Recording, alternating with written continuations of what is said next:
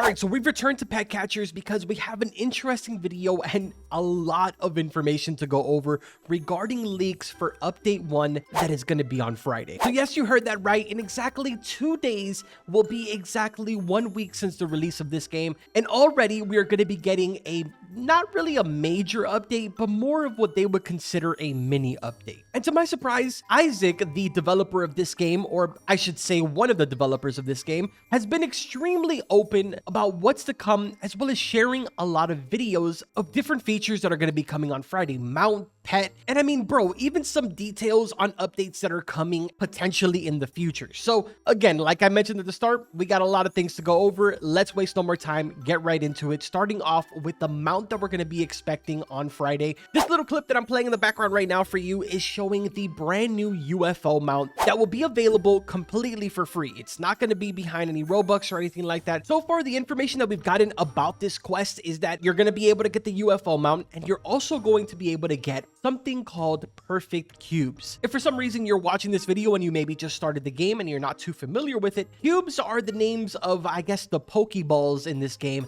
And currently there's 3 versions. We got legendary, epic, as well as rare cubes. Then I guess if you want to be a little more specific, there's also a 4th cube being the one for Robux. And that's more or less what we're going to be getting for free in this quest line. Now there's no word if you'll be able to get 1, 2, 3, or even 5 of these, but just know that this is going to allow you to 100% catch any pet in the game. So you definitely want to hold on to this one as long as you can. Now, another thing that we've gotten confirmation of is that there is going to be a total of 3 brand new secret pets in the game.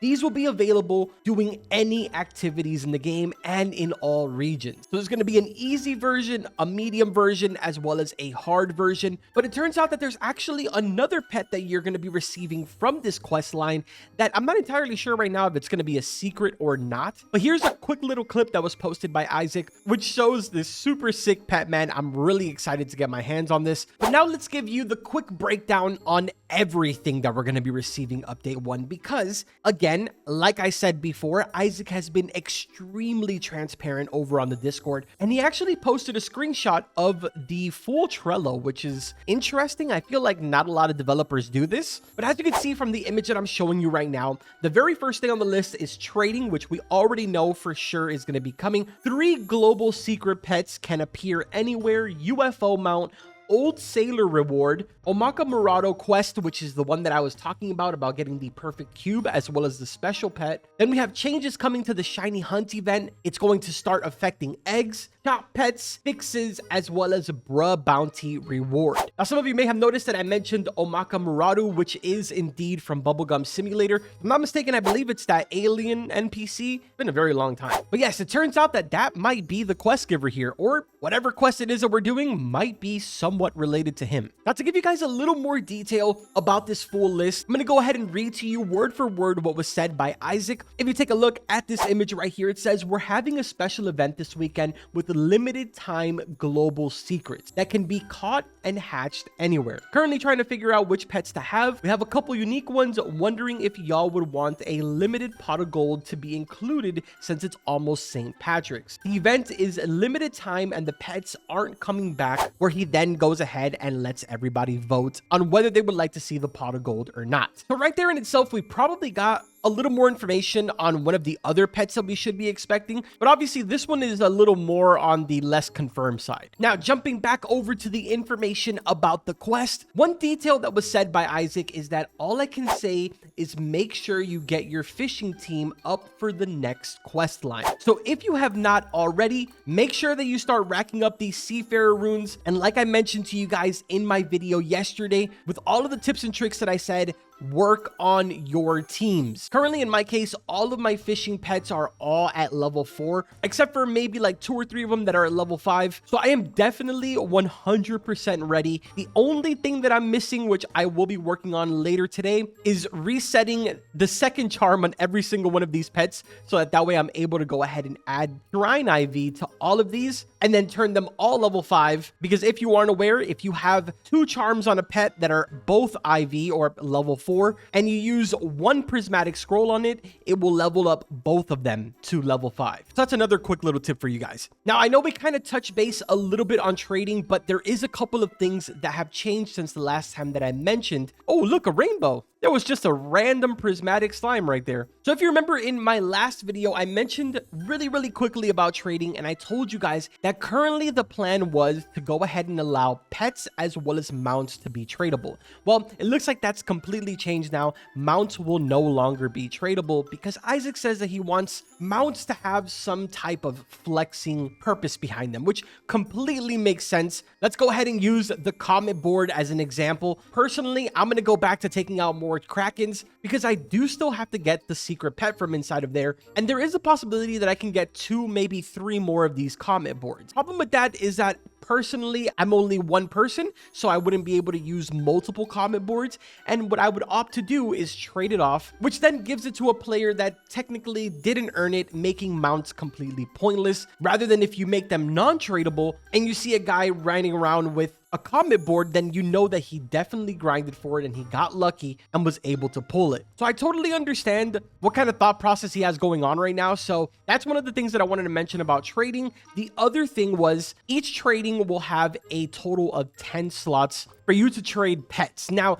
the way that the trading is going to work is interesting, the way that he explained it. So basically, I will be able to go ahead and, like, for example, walk up to Dusty right here. I can click on one of his pets and request that I want to go ahead and trade that specific pet. So when he gets the notification, it's going to be like, Carbonmeister is interested in buying your Emperor Penguin. On top of that, I'll also be able to see his inventory. I don't know if during the trade or if there will be a button that I can click on the person and see inside of their inventory. Hopefully you're able to see anybody's inventory without sending any trades. I think that would be a really cool feature. Now, I should probably be doing my quest here on the side instead of just walking around or standing around. Also, I want to go ahead and throw this screenshot in, even though I've already kind of showed you guys the Trello and stuff like that. But Isaac said Omaka Muradu invasion event with special questline and serialed pets at the end plus perfect cube. So that's even some more detail on this quest line. Then underneath that, it says other special rewards from other quests, limited time UFO mount, earnable from any boss / minigame. So already there, they've kind of switched it around. The first screenshots that I had shown you kind of mentioned that the UFO was going to be a part of the quest line, but it looks like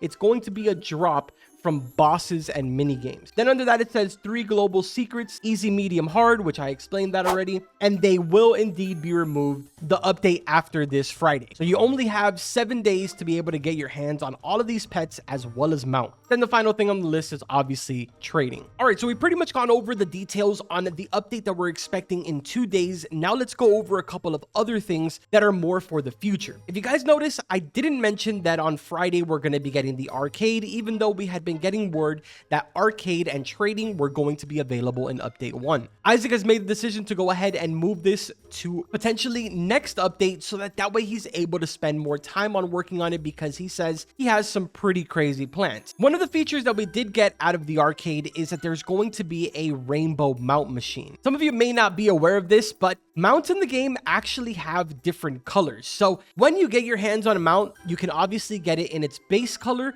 or you can get it in one of many different colors, being red, orange, yellow, green, blue, or purple. You'll know if you got a colored one because, for example, it'll say comment board and then in parentheses it'll say orange or it'll say red, and it will indeed change the complete color of the board. This is an option for every single mount in the game, and it's also going to be an option for the UFO mount. Now, the way that this rainbow machine is going to work is if you have one of every single one of the colored mounts, you'll be able to put it into the machine and it will then spit out a rainbow version of that mount. Things like this, man, are super cool because it adds this huge grinding aspect where, like, you really want to accomplish this so you can ride around and flex your rainbow mount. Especially the fact that mounts are not going to be tradable, so it's actually going to be cool that you've gone ahead and did all that grinding to get the rainbow. I don't know, maybe I think this is a lot cooler than a lot of other people, but I'm super excited for it. Another thing that's more for the future is that we will be getting a brand new boss in the game,